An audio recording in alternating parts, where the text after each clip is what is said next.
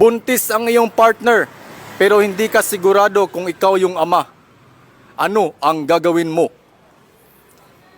Ipa-x-ray ang bata Pa-X-ray? Bakit? para malaman ko kung ako ang ama. It's beginning to look a lot like... And a happy new year. Where is your ankle located? Manila. Ankle. Nagtrabaho sa Manila. Magbigay ng salitang nagtatapos sa goal. Dagol. Kung krimen ang maging gwapo, ilang years kang makukulong? Forever. Ano ang dapat gawin para hindi madaling tumanda? Huwag kang masyado mag-birthday. Dugtungan ang call sign ng magkasintahan. Baby, blank.